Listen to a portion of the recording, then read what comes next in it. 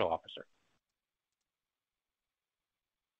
Thank you, Daryl, and good morning, everyone. Q2 adjusted EBITDA of $775 million was more than 3 times higher than Q1. We had our best free cash flow quarter since 2021 at $756 million. We used most of that cash to pay down over $550 million of debt, bringing our net debt down to $3.9 billion, our lowest debt level since we were just a mining company in 2019. Q2 of 2023 was our largest quarterly debt reduction in company history. We also returned nearly $100 million to shareholders by buying back 6.5 million shares at an average price of just over $14 per share. Since the acquisition of FPT in November of 2021, we have dedicated the vast majority of our free cash flow to debt repayment and share repurchases.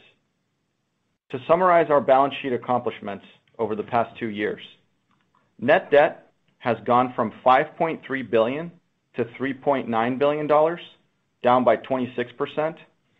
Net pension and OPEB liabilities have gone from $3.8 billion to just $750 million, down by 80%. And our diluted share count has gone from 585 million to 514 million, down by 12% to the benefit of our shareholders. We have remained disciplined in our approach to capital allocation and will continue to do so going forward. Our current and future CapEx needs are low, and we expect to remain a very strong free cash flow generator for the foreseeable future. Q2 was a multi-year low in CapEx for us. Looking ahead, very importantly, based on more recent evaluations by our operations team, the blast furnace reline at Burns Harbor that we mentioned on the last call, which was originally planned for 2025, has now been pushed by 1 year and will now only be done in 2026. With that, we now expect annual CapEx to remain around this $700 million level for 2023, 2024, and 2025. Drilling down specifically on our results for this past quarter, our volumes and selling prices were both up sequentially from Q1 to Q2. Shipments of 4.2 million tons effectively matched the high water mark that we set as a steel company 2 years ago. This was highlighted by a much richer sales mix, with another quarterly record shipment level to our automotive customers and more value-added end-user sales than originally expected. This mix impact led to better price realizations than expected, with our selling price averaging $1,255 per net ton, representing a significant increase of nearly $130 per ton quarter over quarter. During Q2, the offsetting impact of the richer mix came on the cost side, as our unit costs were effectively flat compared to the prior quarter. We ultimately sold a higher proportion of value-added tons than originally expected. This being said, the cost reduction targets that we laid out in the prior quarter remain on track, as we anticipate a $40 per ton reduction in steel costs from the second to the third quarter. You can already see this foreshadowed in our cash flow statement, as replacing higher cost inventory with lower cost inventory drove a working capital benefit in Q2. This cost reduction is a function of healthy production volumes, normalized repair and maintenance costs, as well as lower scrap, energy, and alloy costs. The reduction in costs coming in Q3 will help to partially offset the impact of recently lower index pricing, which will roll through in the back half of the year. As typical for the sector, we will likely see lower automotive volumes in Q3 due to OEM outages for model year changeovers. While we still aim to maintain in Q3 the same high levels of total shipments we achieved in Q2, the expected product mix should drive a favorable impact on unit costs. We are excited that we have now worked through effectively all of our higher cost inventory left over from our days of elevated repair and maintenance and reduced production volumes. Looking forward, we not only see the near-term costs coming down in Q3 and then Q4, but also expect to see further reductions into next year, mainly related to lower coal prices. During the quarter, Following the well-timed issuance of our unsecured bonds in April, we were able to successfully upsize and extend the maturity of our ABL facility from 2025 to 2028, pushing out by 3 years what was previously our nearest dated debt maturity. With the assets of FPT now included as part of the collateral, we right-sized our ABL from $4.5 billion to $4.75 billion.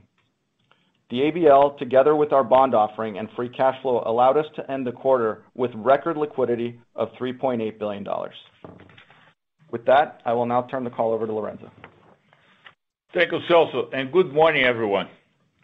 The first thing I will highlight about our second quarter results is our total shipments of 4.2 million tons, which matched the record high we set in the second quarter of 2021. At that time, back in 2021, we were operating a total of 8 blast furnaces, and now in 2023, we operate only 7. If you recall, we idled our Indiana Harbor number 4 blast furnace, a 2.1 million ton per year unit, in 2022. So, with one less major blast furnace in our footprint, we were able to accomplish the same levels of production and shipments. This fact demonstrates the efficiency of our strategic use of HBI as feedstock in our blast furnaces, together with the maximization of scrap usage in our BOFs. As a result, we're able to use a lot less coke for the same amount of pig iron produced. Let's make it even more evident. Had Cleveland-Cliffs not acquired the 2 steel companies in 2020, the same amount of steel would be produced today, but the CO2 generation would be a lot higher. The use of large amounts of HBI in blast furnaces introduced by Cleveland-Cliffs allows for significantly less CO2 generation. In our case, 32% less in 5 years, while maintaining the same level of production and the same product mix, which is heavy in flat-rolled automotive steels. We do not know of any other company, mini mill or integrated, in the US, Canada, Europe, Asia, or anywhere else in the world that has achieved similar magnitude of reduction in CO2 emissions in such a short period of time. One of our key competitive advantages is having full control of our main raw material, iron ore pellets, from our mines in Michigan and Minnesota. Speaking of Minnesota, in Q2, we got a final resolution of the issue at Nashwauk. We have been fighting for Nashwauk since I came to Cliffs back in 2014. 9 years later, we now control the state leases. These leases, together with the private land we acquired there 6 years ago, add decades of high-quality ore to our reserves at Hibbing. We have already started the work necessary to develop Nashwauk, and our preliminary assessment confirms that this ore body will support the production of both blast furnace pellets and direct reduction grade pellets for the long term. On that note, we find ourselves in 2023 reaping the benefits of our early decision to invest in direct reduction back in 2017. We broke ground in 2018, and the plant began production of HBI in late 2020. With natural gas prices where they have been, we are producing HBI at a cost of less than $200 per metric ton. So our HBI has not only been a carbon intensity reduction agent, but also a productivity and margin enhancing agent. It's also worth reflecting on our success in building, ramping up and operating our Toledo plant. Neither one of the two direct reduction iron plants previously built in the United States by two other companies are good examples of success. Their failure to execute caused a lot of skepticism regarding our ability to do it successfully, to the point that one research analyst once called it a widow maker. Moreover, when comparing Cleveland-Cliffs' execution of the Toledo plant to other greenfield sheet and plate mill projects in our space and the struggles that they have had during construction and after startup, it goes underappreciated that since we built and commissioned our HBI plant, we have been operating uneventfully and at capacity for 2.5 years. Case closed. Our customers are starting to recognize the important role that HBI has played in our carbon reduction goals. With that, we have recently introduced in our invoices to our clients what's called the Cliffs H surcharge, which is a $40 per ton surcharge applied to each ton of steel made with Cliffs HBI. For the ones that work in metric tons, it's $44 per metric ton. We deserve to be paid for a characteristic of our steel that truly differentiates us, particularly when compared to other major suppliers of steel to the automotive industry in the United States, in Europe, in Japan, in South Korea, in China, or anywhere else throughout the entire world. We also believe that the $40 per net ton Cliffs H surcharge should be passed along by the car manufacturers to the final consumer, and that would only increase the window sticker MSRP price of a car by less than 0.1%. Regardless, as one of the largest suppliers of steel to the automotive industry in the world, Cleveland-Cliffs wants to continue to invest in green initiatives, and therefore we need to be paid for that. That's not unreasonable and should actually be expected and universally accepted. We at Cleveland-Cliffs are happy to be the first ones on this path. The next step in our evolution will be the use of hydrogen throughout our footprint, including at our DRI facility and our blast furnaces, which we have already proven are hydrogen ready. 3 months ago, on May 8th, at Middletown Works, we became the first company in the Western Hemisphere to successfully complete a full-scale trial injecting hydrogen into all 2 years of a blast furnace for an extended period of time. Using the existing pipeline and transportation infrastructure in place, hydrogen gas was injected into all 2 years of the blast furnaces and used as a substitute for fossil fuel reductant. This ultimately replaced the release of CO2 with the release of H2O, which is water vapor, with no impact to product quality or operating efficiency. We'll be next trialing the technology at our largest blast furnace, Indiana Harbor 7. We believe hydrogen will be the true game changer for the decarbonization of steel. It's simple chemistry, after all, and we have already proven its effectiveness. The main hurdle right now is economics. As of today, equivalent units of hydrogen gas are about 10 times more expensive than natural gas.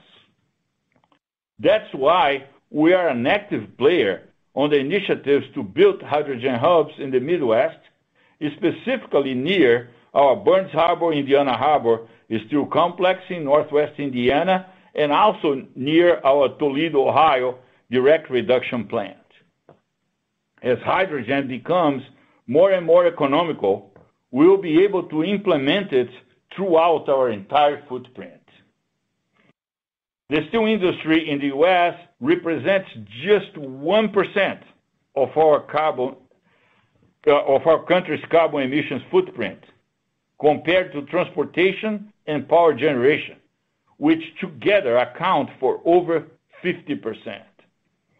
With the role we play in automotive, we are actively engaged in providing solutions for much more carbon-intensive sectors. On that regard, I'm pleased to report that the 70,000-ton non-oriented electrical steels expansion at our Zanesville plant has been completed, and we have already started producing our Motomax electrical steels for use in EV motors. Every electric vehicle on the road needs about 150 pounds of this material, and we are now in a great position to serve the growing demand for these steels.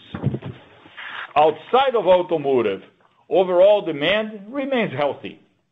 In recent months, we have seen a massive influx in orders related to solar projects, which are heavy users of our galvanized steel. As a relatively new market for steel, this is by far the largest growth area for us in terms of demand. Now that it appears that inflation is under control and the soft landing scenario is a real possibility, caution on the part of service center buyers should begin to ease. Service center inventories remain way too low, and with these new sources of demand, along with the incoming new demand related to federal spending initiatives, steel buyers are starting to come off the sidelines.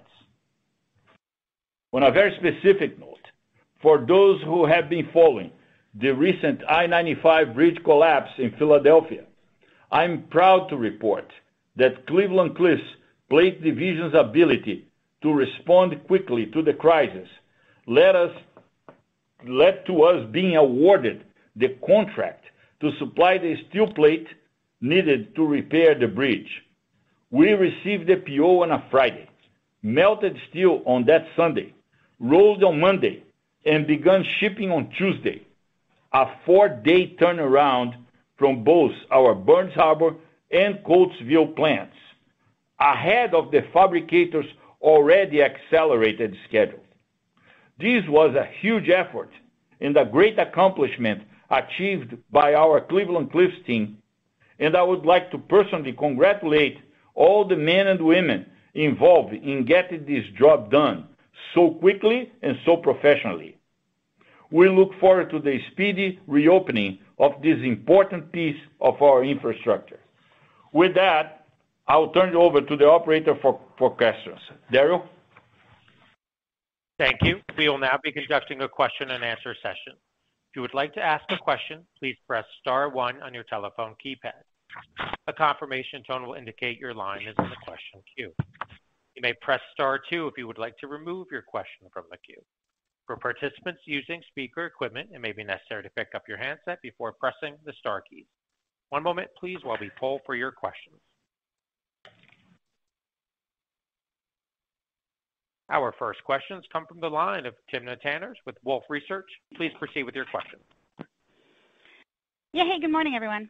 Wanted to ask for a little bit more color on the commentary related to coal price declines, if you could give any more specifics, and also on the mix correction, you talk about helping costs, but any color on the expected implications for prices into the third quarter would be great. Thank you. Okay, Tina. First of all, more color to coal prices. I can't give you right now. We're in the middle of a negotiation. The only thing that I would like to say is that we expect price to decrease year over year by a significant percentage. That's all I can tell you right now, because it's not done yet. It's too early. Maybe next quarter we can be more numerical. But good things are coming from this negotiation, which at this year I am handling myself. That's number one. The second one, you mentioned mix correction. I don't know what this is. Can you clarify? Oh, yeah, absolutely. So when you talked about the benefits from the mix changes into the third quarter from a particularly strong mix in the second quarter, you talked about how that would help reduce costs. But it also tends to imply, and I don't want to jump to conclusions, but generally if you have a mix shift like that, you would also see an impact on your average realized selling price. So I was just wondering if you could also provide kind of that color as well. Understood. Here's the thing. In Q2, we being by far the largest supplier of automotive steels to the OEMs and service centers altogether, we saw a bigger demand for automotive steels than we were anticipating. Several reasons for that. Their supply chain issues have been resolved, by and large. They are building cars more aggressively ahead of union negotiations because it's better to be safe than sorry, even though I don't expect any disruption, strike, or anything like that. But they are behaving as if they need to stay ahead of the game, which is, in my opinion, good management practice when we're entering a union negotiation, even if the negotiation is friendly. So we are, by being the largest by a lot, we're the biggest beneficiary of this type of thing. And that explains why our average sales price went up, because automotive is high value added in comparison with the rest of what others do. That's more skewed toward the commodity, commercial grade, stuff that everyone can produce, no matter if it's a mini mill or an integrated. So that explains the price side.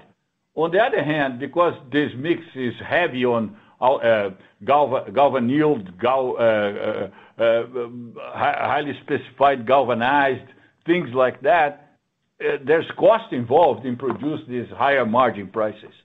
So all in all, it was great for us. We had a slightly higher cost than we were anticipating. That was basically in line with the cost of Q1.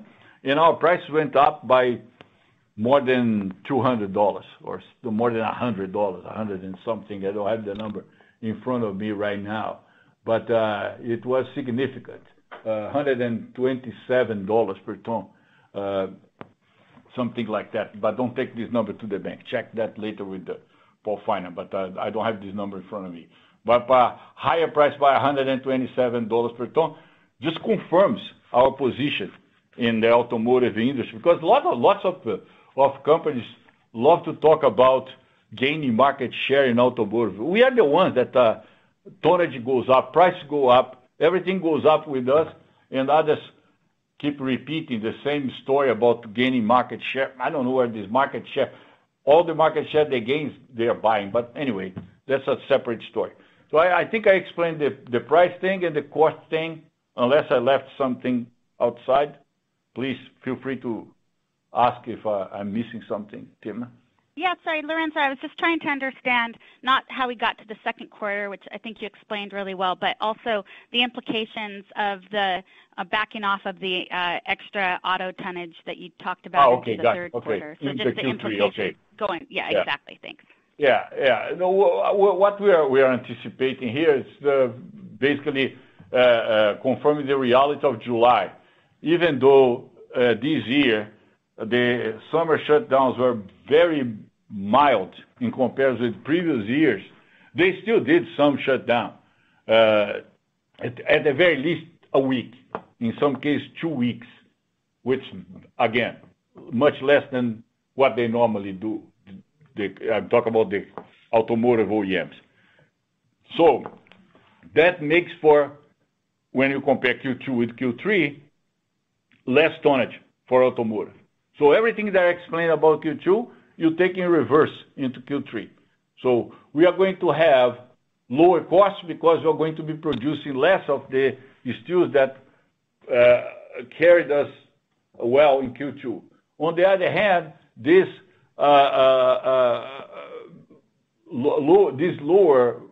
slightly lower average prices will be offset by lower costs.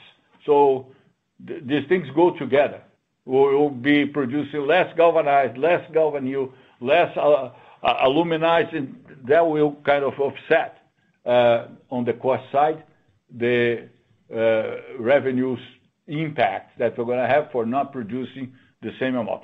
Still be a big number, but we had a time in July that we're still playing the game with them shut down for their summer vacations. Okay, thank you. Thank you. Thank you. Our next questions come from the line of Curt Woodworth with Credit Suisse. Please proceed with your questions. Yeah, thanks. Good morning, Lorenzo and Celso. Hope you're doing well.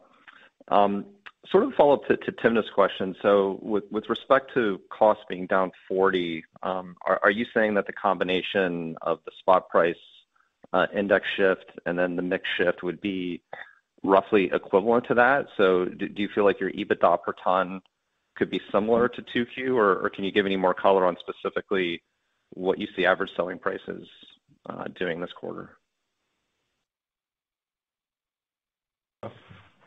Yeah, sure. Hey, Curt, it's Celso.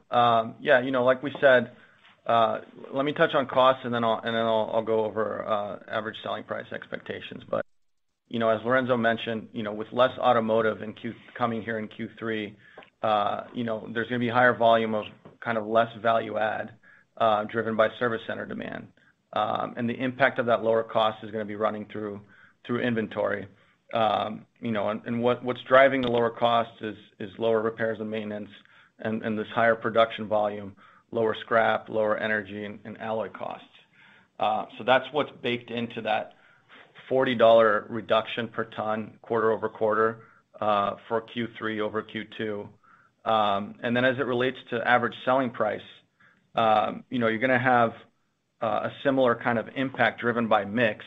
And we've sort of given enough in terms of our average selling price mix and how the lags with index pricing work. But just to reflect, just to kind of remind everybody how that works, we have a 45% of our portfolio is fixed under full year prices, and that's resets throughout the year. And I think we've provided full year ASP guidance of 14-15 for fixed price contracts. And then beyond that, we give the percent of volumes that are impacted by index pricing, which is 55%. And the breakdown of that is 20% of that is on a CRU month lag, 10% is slabs on a 2-month lag, 10% is CRU on a quarter lag, and then the remaining 15% is spot. So I think with all of that, you can kind of get to what the implied ASP for Q3 should be. But if you need any more color, just let us know and we can try to help a little bit further. But I think we've given enough breadcrumbs there. Okay. And then in terms of the cost progression going down another 10 into 4Q, is that just kind of a similar trend of working off some of the high cost inventory? And then it seemed like what you're saying with respect to cost guide for next year, for the most part, the only real change in the model would be with respect to coal. So said another way, do you feel like you'll be at pretty much targeted MRO, cost structure going into next year? Yeah, that's right. So, the goal here is that we're trying to get our costs down to that $1,000 per ton range by the end of this year, right? And the 40 for Q3 and 10 for Q4 is sort of just directional. But the goal is to get to that 50 by the end of, 50 altogether by the end of the year to get us back to 1,000. And then going into next year, assuming that we get these benefits on lower coal costs for next year, which we're very confident we will, that'll be a big step function down again into Q1, Q2 of 2024. That'll be the big driver there. Yeah, Curt, Lorenzo here. Just one more thing that I would like you to keep in mind. We continue to use an enormous amount of HBI in our blast furnaces, which I've showed today I gave a cost figure in my prepared remarks. So that needs to be taken into consideration. Also, natural gas prices are back to a level that we feel like they are helping the cost structure. So don't forget that. And last but not least, because we use so much scrap in our BOFs, everything that the mini mills do in terms of pushing scrap prices down for their benefit, they're benefiting me too. So that's the beauty about owning a scrap company. I was always, in the past, upset with the fact that they had an easy way to accommodate lower prices. They would just work hard to push scrap price down. Okay, now they do the work, Cleveland-Cliffs benefits, because I use close to 30% scrap in our BOFs. So I thank them for that. Every time they do what they do, I benefit. My costs go down.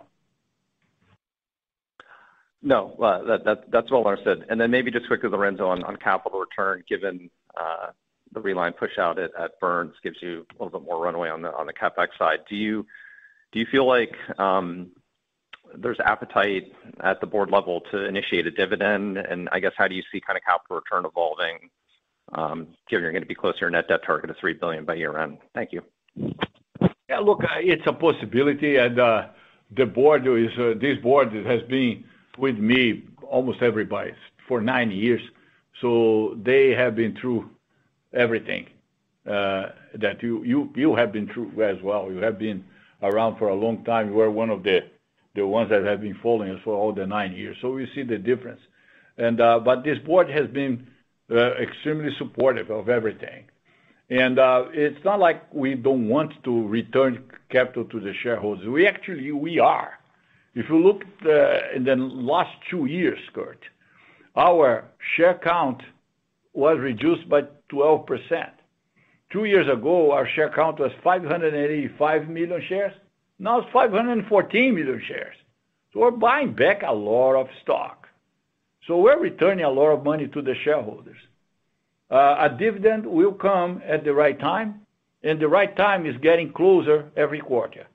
I don't want to commit with anything, but we are making all the right moves in the right direction with the very high speed. So we're going to get there soon. Yeah, just to add to that too, I think the way to think about it, Kurt, if you look at the recent quarters, we've allocated sort of like 80% of free cash flow towards debt repayment and 20% towards share repurchases. As we get closer and closer to that $3 billion of net debt target, this kind of breakdown of 80-20 can shift more toward capital returns to shareholders and less toward debt reduction. It doesn't mean that we're going to stop paying down debt once we get to the 3.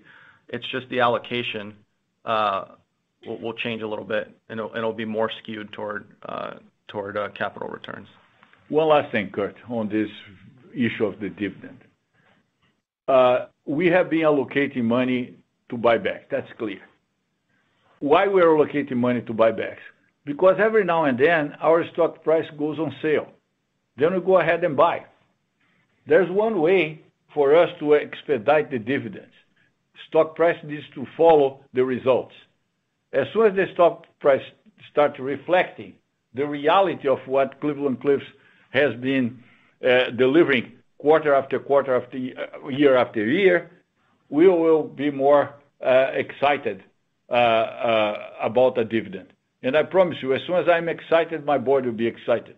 But we need to see the stock price to be consistently higher for me to consider that the best way to return money to the shareholders is through a dividend and not through a buyback.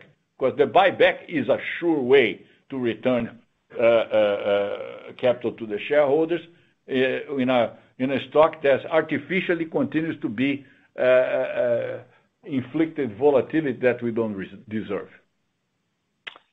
Yes, agreed. All right, thank you. Thanks, Kurt. Thank you. Our next question has come from the line of Lucas Pipes with B. Riley Securities. Please proceed with your question. Thank you very much, operator. Good morning, everyone. Lourenco, really good to hear about the push out of the reline at Burns Harbor, and I wondered if you could update us on the reline schedule kind of across the fleet, and then you mentioned hydrogen hubs in your prepared remarks, and I am hearing more and more about those, and I wondered what role exactly Cliffs could play in the development of those. I think you mentioned Indiana and Ohio. Would appreciate your comments on that as well. Thank you. Okay, cool. Thanks, Lucas, for the question. Look, Burns Harbor.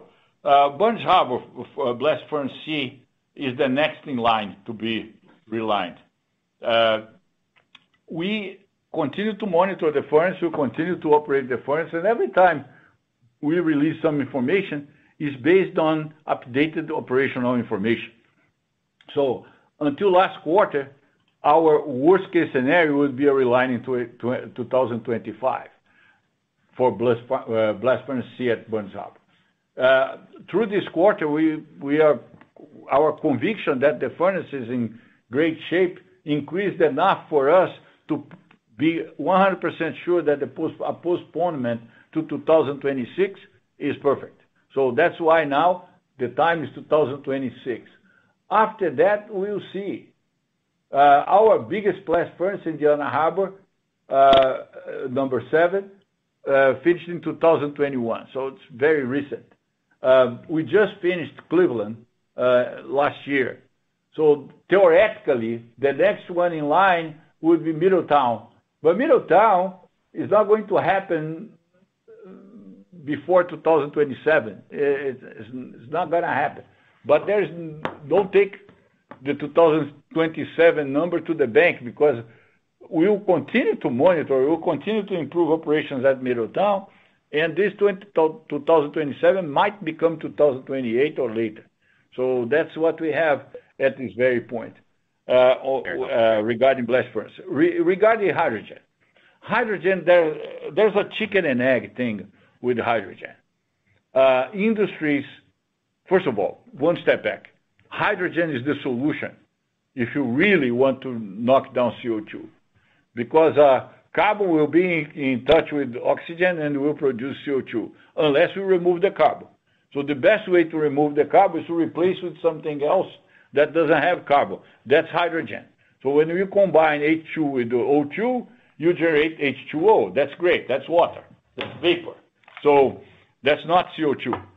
But the problem is companies that operate with gases don't build plants to produce massive amounts of hydrogen in scale to reduce the cost, because there's no demand.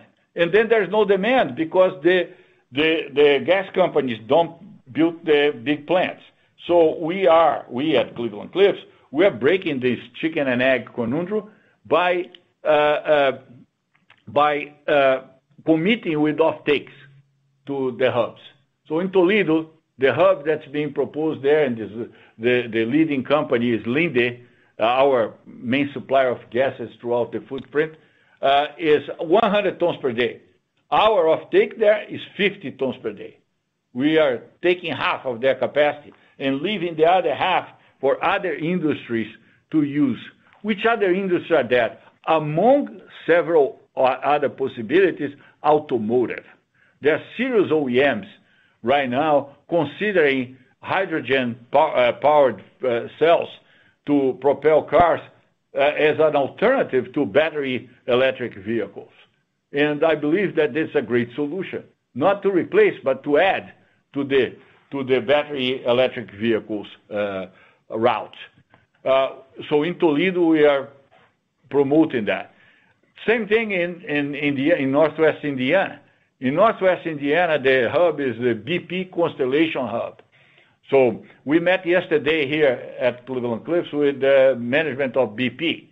So we lended our support not only to the hub, but anything BP is doing on their own to produce more hydrogen in Northwest Indiana.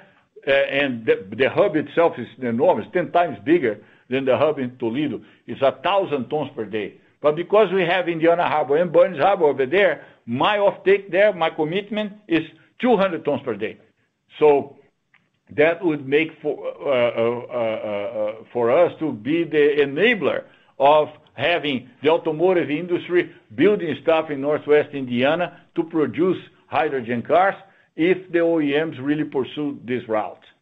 So that's the state of things. And I'm so confident that our trial at Indiana Harbor number 7 will be done with a pipeline that will be permanent, just waiting for hydrogen to come in a normal basis, and then we're going to be able to use it like we use HBI today. At that point, instead of Cliffs H, we'll be talking about Cliffs H2, because Cliffs H is only HBI, it's only $40 per ton. Cliffs H2 will have two H's, HBI and hydrogen, and that will be a little more expensive for the clients. Lourenco, this is very helpful and very exciting. Thanks, Lucas. As a follow-up, I wanted to ask about the amount of coal that you expect to purchase from third parties in 2024, just a rough range. Then I can apply my own price assumptions on that. So that would be helpful. And then separately, U.S. steel demand in 2022, I think, was still down about 7% per capita versus pre-COVID levels. So I'm wondering what your view is more broadly for the steel market in the U.S. For the second half of this year, but also as we look into 2024. Thank you.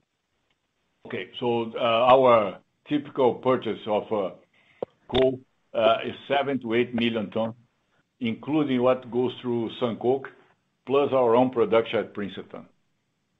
What was the other question, Lucas? I'm sorry.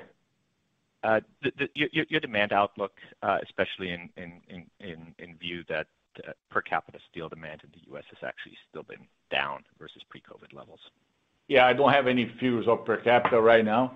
I was very good at that when I was in Brazil, because per capita it was a factor. But here in the United States, I'm in a mature market, I don't focus on that. But I'll tell you about demand in our markets, the demand that matters for us. This will be the first year since COVID that automotive will get close, not at, close to a normal level. And because automotive is so big for us, this is a game changer for us.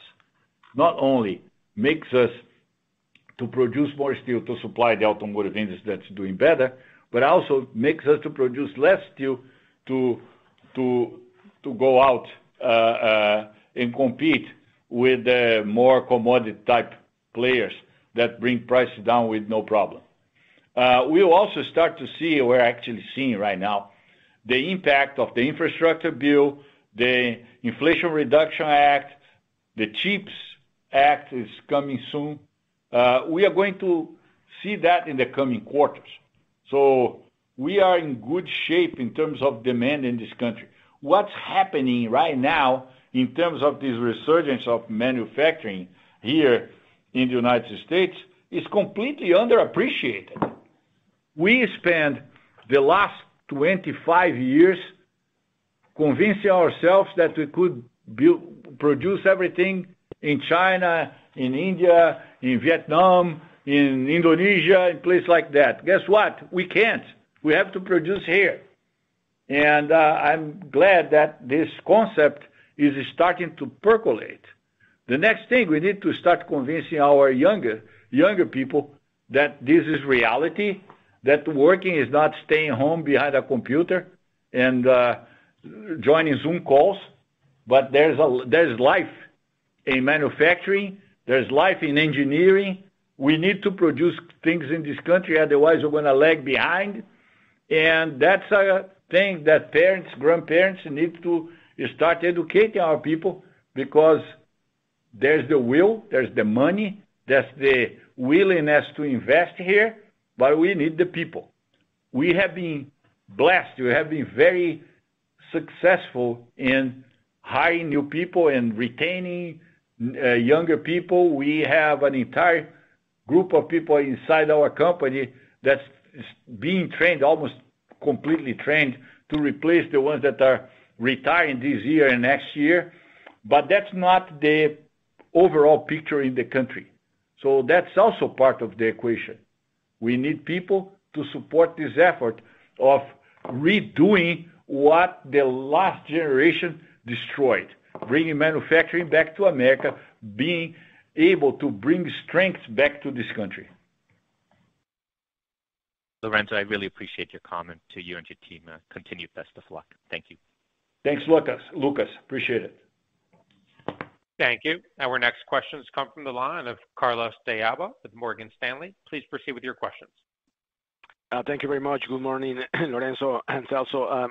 Just listen, a question that I've been getting a lot recently in the discussions is that there is this perception or discussion that Cliffs may have lost some share. And you sort of addressed that a little bit, Lorenzo, earlier in your comments.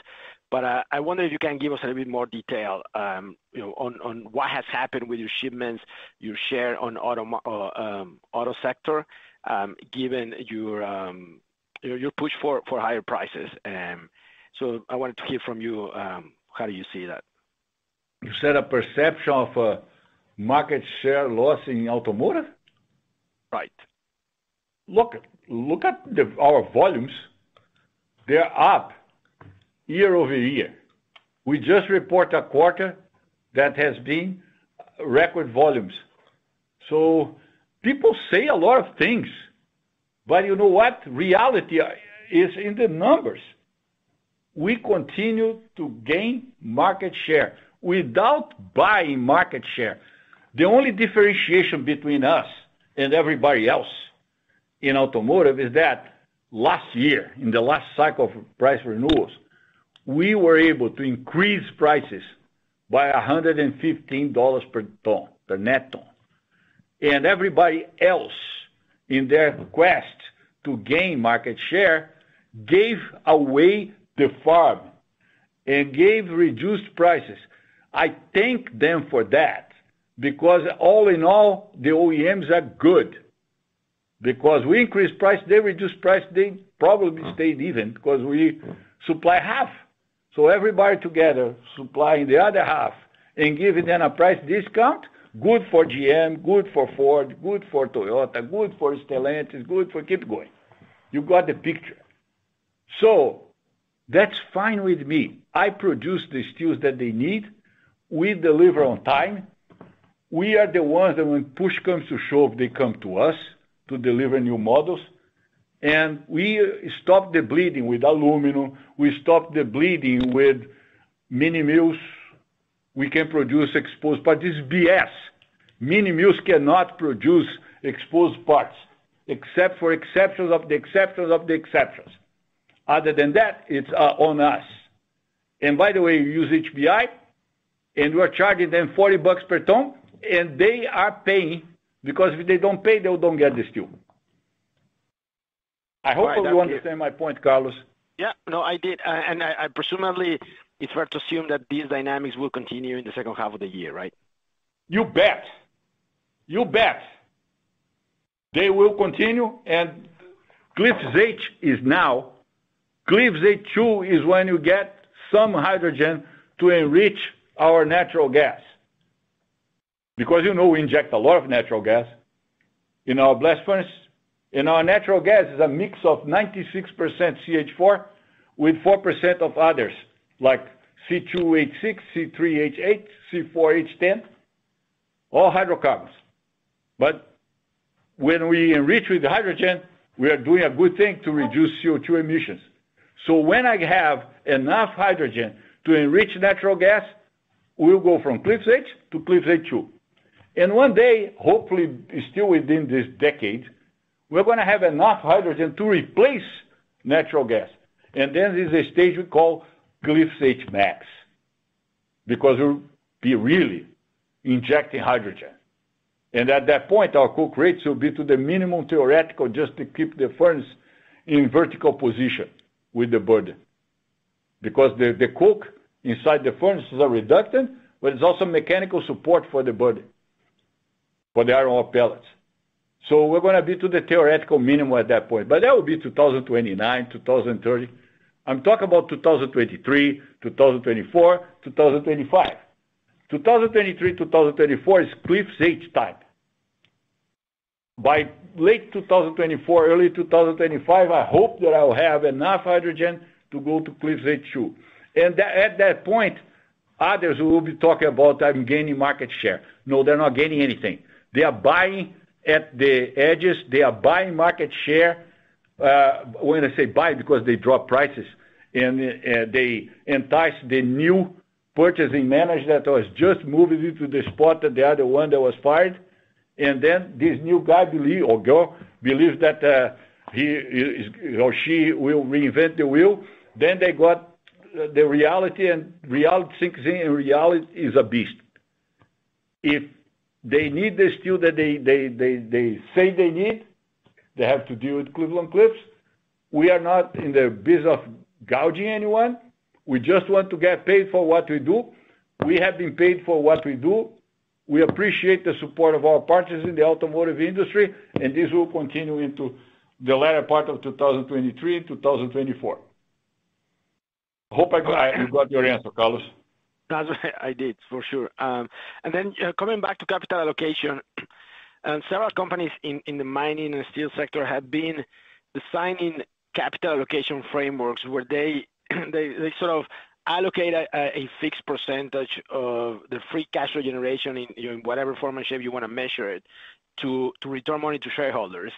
Do you think that this is a possibility in Cliffs? And if not, why don't you believe it? Why don't you believe on that? Yeah. Hey, Carlos, it's Celso. No, it's a construct that I actually like, and it's something that we're considering at the right time, right? As I stated earlier, we've allocated 80% of our free cash flow toward debt repayment and the rest towards share repurchases. Once we get down to that, and that's what we're going to continue doing until we get to that $3 billion of net debt. Now, once we're at the $3 billion of net debt, all other constructs are on the table, including what you're mentioning, making it more of like a formulaic capital return to shareholders. Will still be a very strong free cash flow generator, and the majority of the cash generated will go to the shareholders as opposed to paying down debt at that time. Not to say that we'll stop paying down debt entirely, but it'll just be a higher weighting towards either buybacks or dividends at that time. All right. Excellent. Well, thank you very much, Celso and Lorenzo. Thanks, Carlos. Just one more thing, because I already talked about that, but I would like to make abundantly clear. In Q2, we paid a lot of debt. We paid down a lot of debt. We could have paid even more, $94 million more, if we had not purchased any stock. But we did purchase stock because it was on sale. So these things go all together. We are not going to use every last penny to pay down debt just because we said that would be paying down debt. We want to pay down debt. We will pay down debt. But if the market gives the gift of shares for free, I will buy back stock. And that will create postponements on accomplish whatever date to start a dividend. So there's only one solution for this thing, is our stock price goes up, reflects the real value of the company, reflects the real value of what I'm doing, and then we can start a dividend. Otherwise, we are kidding ourselves. I am a shareholder. I think like a shareholder. By the way, that's a thing that very few CEOs, particularly in our space, can brag about. I have never sold a single share that I acquired in the open market or that was given to me as compensation. So I think like a shareholder. I like dividends. I'm a 65 years old man. One day, that's far away in the future, I will retire. And I'm going to live off dividends from Cleveland-Cliffs. So I need the stock price to go to the right place before I really commit with a dividend date.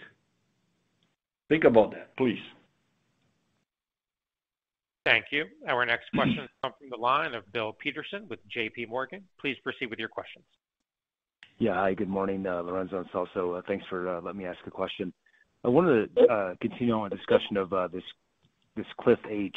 So it sounds like you've already begun shipping. Just want to make sure. But also, looking ahead, I guess, how broad is that demand from automakers? In other words, is it across the board automakers?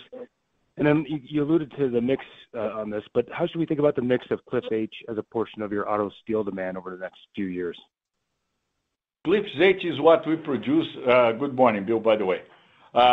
Cliff H is what we produce in our integrated footprint. Everywhere we have a blast furnace and we produce steel to the automotive industry, we are producing Cliffs H. Cliffs H is a differentiating factor for companies like the ones that have plants here in the United States and plants in Europe, plants here in the United States and plants in Japan, plants here in the United States and plants in Brazil. There are several that can follow this description. Well, these companies in Europe cannot get steel for their automotive needs that has lower CO2 emissions associated to, because they use sinter in a portion of pellets. We use only pellets, and because we use HBI and they don't. So that's Cliffs H. That's a concept. Our steel that we sell to the automotive industry is all Cliffs H. So we are negotiating with all of our clients. We already have clients signed up to pay the $40 per ton, and we appreciate the early support from these folks. But over time, everybody will pay, because it's everything we produce in our integrated footprint. And then you may say, oh, but your emissions through the integrated route are higher than the emissions of the mini mills. Yes! Try to build a car with rebar. It's not going to work. Yes, but try to build a car with wide flange beams. It's not going to work. Yes, try to build a car all with steel, flat-rolled steel, produced in flat-rolled mini mills. It does not work. I challenge that.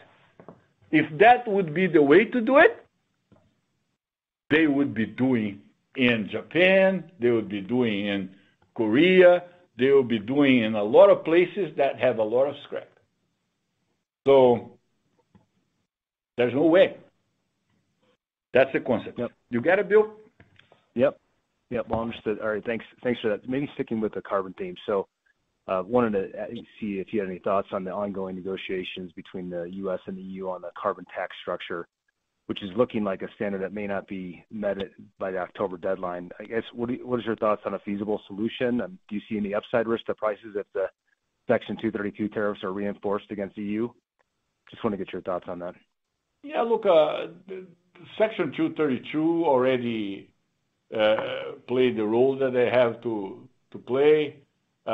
We believe that the market will continue to support fair trade. It's time for us to stop believing that what the foreigners come here for is to help the market. No, they're just diluting their fixed costs by using our demand. So I think these items regarding Section 232 have been addressed over time. I don't know if there's any specifics that you really would like me to talk about. No, it's related to the carbon tax structure, and we can take it offline if you. But look, carbon tax structure we support, because we are so much better here in the United States. The mini mills, I just gave them the reality check on exposed parts, but the mini mills in the United States made enormous advancements in producing automotive steels for other uses and non-exposed parts, and then they have a decent participation in automotive. So we not in some areas that are really exclusive to our steels, but we are so much better in terms of everything than the Europeans and the Japanese and the Koreans.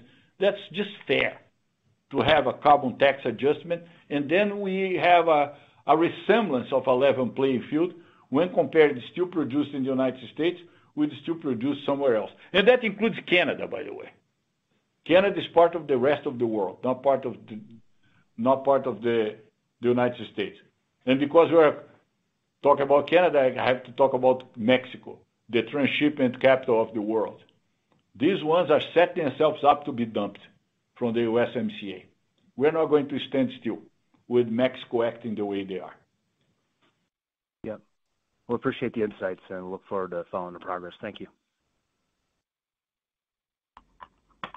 Thank you. Our next questions come from the line of Lawson Winder with Bank of America. Please proceed with your questions. Great. Thank you, operator. And good morning, Lourenco and Celso. Thank you for fitting me in. You mentioned that you've worked through effectively all of the higher cost inventory left over from the days of elevated repairs and maintenance and lower production volumes. And I wanted to ask what that means for potential further working capital reduction in the second half, just in terms of rough magnitude. Thank you. Yeah. Hey, Lawson. It's Celso. So in Q2, as it relates to working capital, we had a nice release, as you can see, mostly driven by inventory. We moved a lot of that higher cost automotive inventory out of the system and replaced higher costs with lower steel costs. We expect an even further release here in Q3, mostly driven by AR and further inventory. So it should be a positive impact in Q3, working capital release, and then sort of neutral in Q4, if that helps. Yeah, that helps. And if maybe I could ask one more, with what time we have remaining or what time you have available. You've talked about strong auto demand. You've talked about an expectation for strong demand from low inventories in the supply chain. What about some of the other end markets? Thanks very much. Yeah, look, I believe I addressed at least tangentially during my prepared remarks, but things related to the infrastructure bill and the Inflation Reduction Act are already starting to percolate. I'm very impressed with the two things. One is solar. Solar is amazing right now. It's demand, real demand. We are starting to make things internally to accommodate more and more demand coming from solar. The biggest impact is in our galvanized. And the other one is electrical steels. We continue to increase our capacity to produce more electrical steels. And there are initiatives from competitors to produce more electrical steels. These are welcome things, moves, because the demand is enormous here in the United States. Keep in mind, less than 3 years ago, when I acquired AK Steel, they had already decided to shut down their plant that produced electrical steels, and we kept that plant on because we saw this coming, and that was a very important decision. And now we're investing to increase our capacity, and we still have demands to accommodate this increased capacity at Cleveland-Cliffs and the competition, and we still have more to come. So the demand is very promising.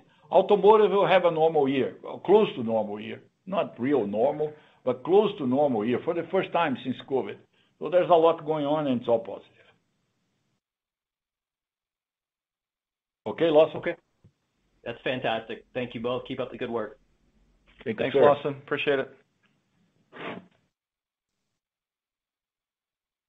Thank you. We have reached the end of the question and answer session. I'd like to hand the call back over to management for any closing comments.